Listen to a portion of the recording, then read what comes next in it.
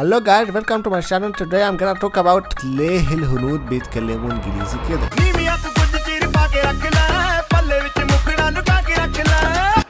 الموضوع ده انا اتسحلت فيه سحله سودا، كلمت ناس من الهند وباكستان، ذاكرت الحروف الهنديه وطريقه نطقها، خدت كورسات فوناتكس في الانجليزي، كل ده عشان افهم ايه اللي بيخلي الهنود تتكلم كده وازاي اللغه الام بتاثر على نطقك للانجليزي. والهم من ده كله عشان اعرف الفرق بين البي والبي. محدش يقدر ينكر ان الهنود ناس مجتهده واذكياء جدا، هتلاقيهم في كل المجالات. عاوز مبرمجين هتلاقي، How to learn coding. عاوز مصممين جرافيك هتلاقي، عاوز فيديو اديتورز هتلاقي، عاملين زي المصريين في الخليج كده، من اول الصنايعيه والنقاشين لحد المهندسين والدكاتره. بس هتفضل برضه لهجتهم وطريقه كلامهم زي حيطه كده بينك وبينهم. هي مش حيطه كبيره قوي، يعني انت لو شبيت تقدر تتعامل، يعني لو ركزت هتفهم، بس 30-40% من الكلام هيطير. ولو لقيت حد بيدرس حاجه انت محتاجها ولهجته احسن اكيد هتختاره هو، مش هتختار الهندي. فليه بقى ليه بيتكلموا كده؟ اللي خلاهم يقدروا يتعلموا كل ده مش هيخليهم يتعلموا انجليزي كويس؟ الحقيقه بقى ان هم بيتكلموا انجليزي كويس وكويس قوي كمان. لو بصينا للغه كقواعد وكلمات فهم اساتذه فيها، عندهم حصيله كلمات كبيره، ملتزمين بالجرامر، بيفكروا بالانجليزي، وده عشان معظمهم بيتكلموا بيها في الهند في المدارس والجامعات، وساعات وسط كلامهم الهندي كمان. Right, so today we would be starting with present tense. The first action is continuous action. لدرجه ان بقى في مخاوف ان اللغه الهنديه تندثر ويبقى الانجليزي هي اللغه الرسميه بتاعتهم. Are you ever concerned that traditional Indian languages might disappear? Yes, it is going on. Yes, I am afraid of that. I'm big concerned. يا نهار اسود، تخيل يبقوا قوه عظمى ونضطر نتعلم منهم انجليزي هندي عشان نلاقي شغل.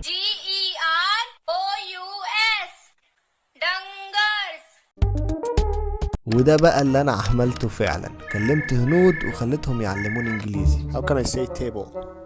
Table, water, might, but. Should my tongue be outside or inside? Goal or goal? Goal inside. بعد ما تعمقت شوية وركزت في النطق اكتشفت الآتي: المشكلة كلها في طرف اللسان وهما بينطقوا حروف زي الدي والتي والال والان، بدل ما يقول دا يقولك دا دا، بيدخل جوه بطرف لسانه شوية. داي لسانه بيلمس سقف بقه بس من جوه مش من بره زي ما احنا متعودين نعمل. بدل تا يقولك تا، لسانه جوه بيخرج هوا اكتر. نفس الكلام في الان والال، ان مش ان وال مش ال. الحركه دي بسيطه بس بتفرق جامد في نطق الكلمات، بتخلي الكلمات كلها مكتومه ومش مسموعه كويس. تبقى مش فاهم هو بيقول تي ولا دي ولا ال، فهتلاقيه بيقول today بدل today، وتيبل مش تيبل، وواتر مش ووتر. ايوه الدبليو كمان بينطقوها في ساعات، والار بينطقوها ر زي العربي والاسباني والايطالي ولغات كتير. وكل ده بسبب ان الحروف دي بتتنطق عندهم بالهندي كده، دا دها تها را. عشان كده ما بيقدروش ينطقوا دي وتي، ما بيقدروش يسمعوهم اصلا. هو معظم الحروف عنده لسانه بيبقى جوه، خلاص هي ودانه اتبرمجت على الاصوات دي ولسانه اتبرمج على الحركات دي، فصعب جدا يغيرهم. نفس المشكله الازليه اللي عندنا في العربي، الفرق بين البي والبي. هتقولي بقى من فوق من تحت، تقيله خفيفه تخينه، هي بالنسبه لنا ب. احنا ما سمعناش غيرها، محدش قال لنا كيس بابا، كانوا بيقولوا لنا تف على بابا. فانا هنا مش جاي اتريق عليهم خالص، بالعكس انا معظم اللي كلمتهم بيتكلموا انجليزي احسن مني. ولو عن النطق فاحنا برضو كمصريين بنرتكب جرائم في النطق. جرائم ايه؟ دي حالات اغتصاب. تطلعي ايه لما تكبري؟ دكتورة. تعرفي دكتورة بالانجليزي يعني ايه؟ مين؟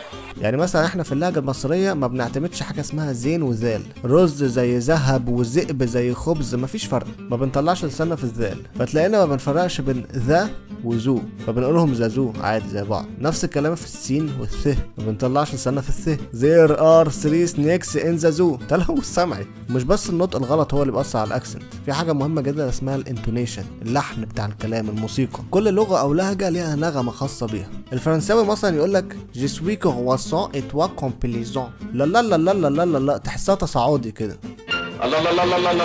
الايطالي بقى تحسه لحن الفلاحين، بونجورنو كومو ستاي ستو بين جراتسي، انت يا بنتي هنادي اوعى بنتي هتفطس البط. الهندي بقى ملوش غير تشبيه واحد.